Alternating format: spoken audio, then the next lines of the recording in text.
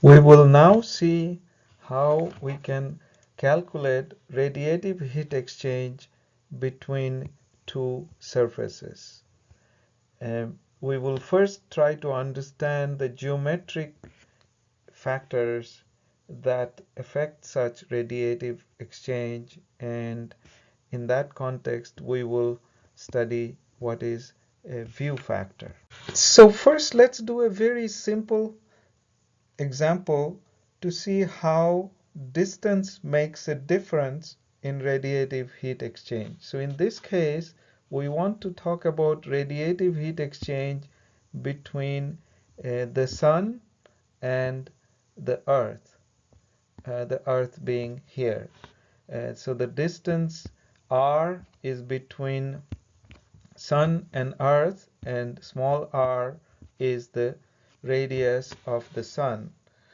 So solar radiative flux on Earth's surface, on Sun's surface, is sigma times the Sun's surface temperature 5800 raised to the 4, and so that is equal to 5.67 times 10 to the minus 8 over watts per meter square degree Kelvin raised to the power 4. That's sigma, the Stefan Boltzmann's constant, available from uh, any standard source, times the 5800 raised to the power 4 is 1.131 times 10 to the 15, that is k raised to the power 4.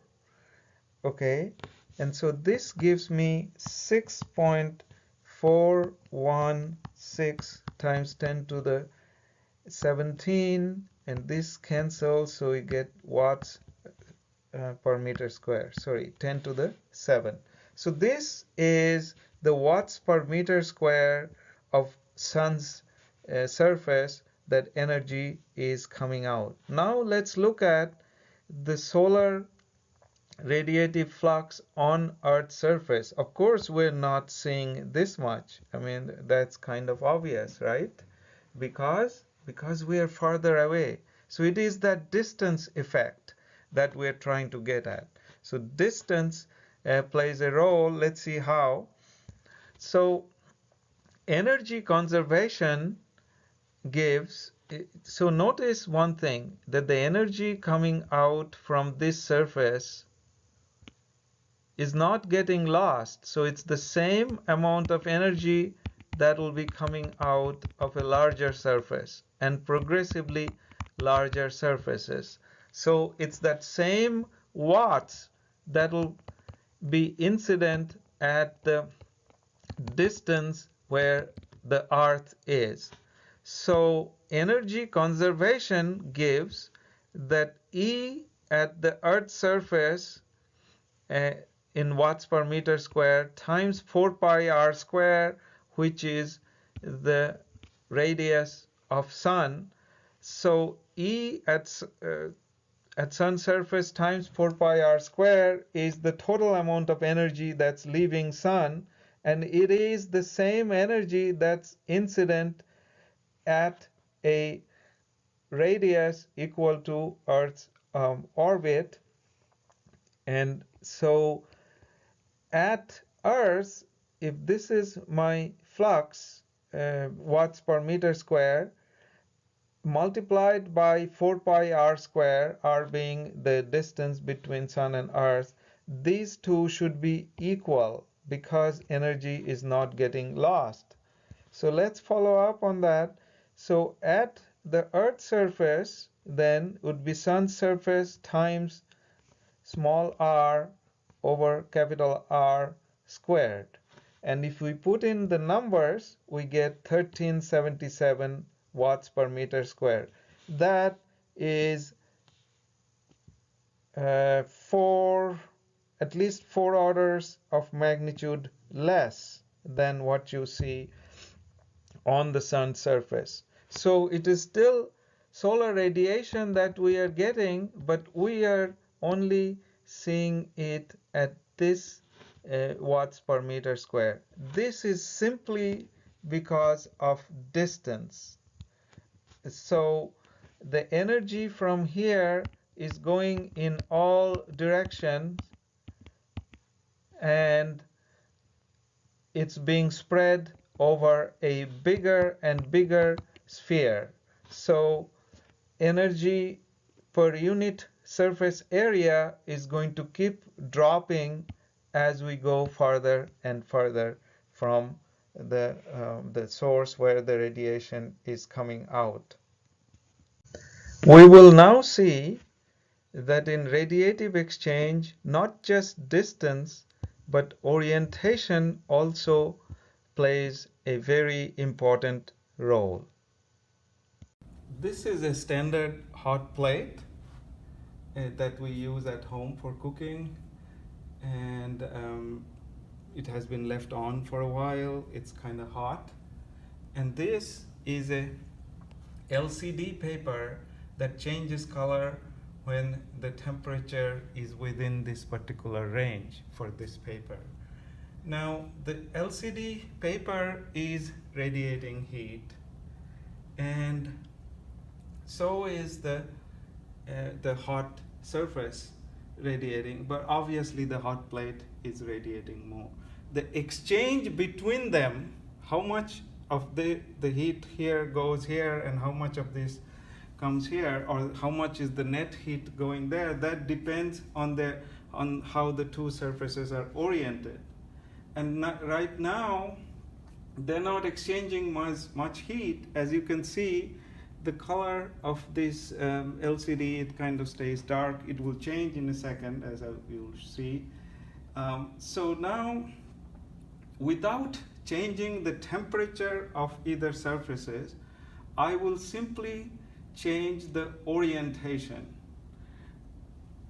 Okay, so here I am just changing the orientation, and you notice that the color is changing.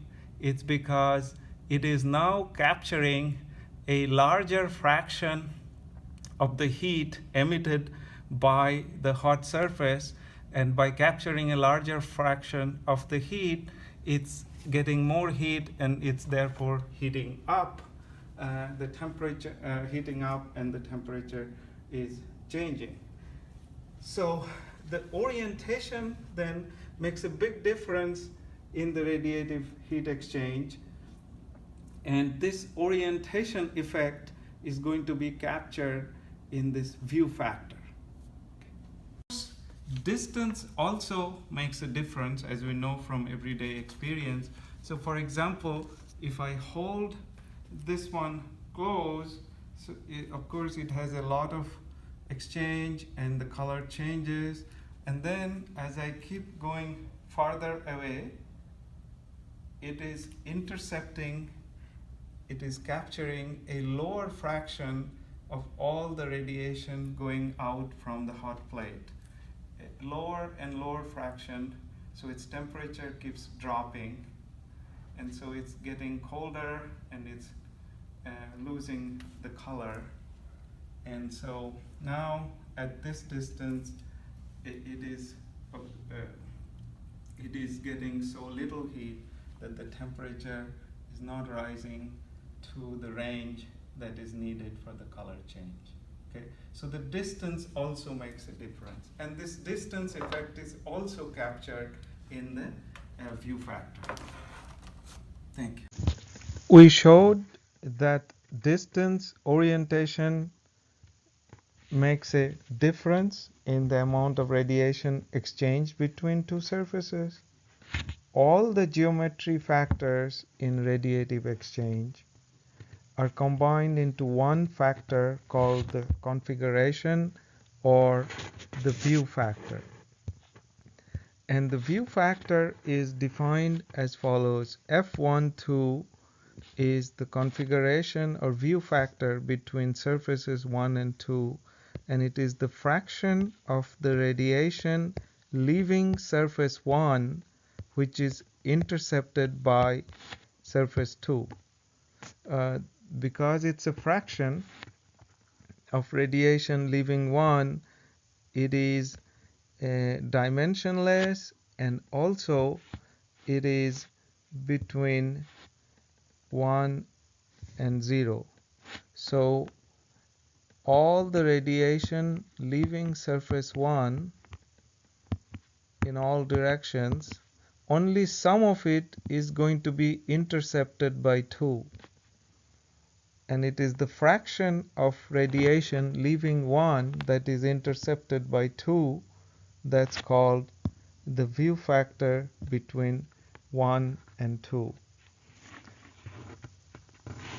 View factor takes into account then a number of things like size, shape, orientation, and distance. To try to understand the view factor F12, here are some special cases. Remember that F12 again is fraction of radiation leaving surface 1, which is intercepted by surface 2. So let's look at this surface. This is my surface 1. So F1 to 1 is 0 because all the radiation that leaves surface 1, none of it can be coming back to this surface. So none of the radiation going out would be intercepted by itself because the surface is a plane surface. So F11 is 0. Now we look at a convex surface. Again, F11 is 0 because anything leaving this surface cannot come back to itself. But notice now, for a concave surface, radiation leaving surface 1 can be intercepted by surface 1 itself because surface 1 continues all the way. So here F1 to 1 is not equal to 0. View factors can be derived from geometric calculations. They're available for many different situations. Here are some examples. An example of one of many situations where view factor is available is a small element. This is a small element to a sphere. Okay, so where does this situation happen? This can be seen, for example, in the case of radiation exchange between the sun and Earth. So this is the problem that we did earlier, and we could have done it using a view factor. Okay. The meaning of F D1 to 2, D1 meaning this area, and then 2 is this one. The meaning of this quantity is the fraction of all radiations leaving surface 1, that's D1, that would be intercepted by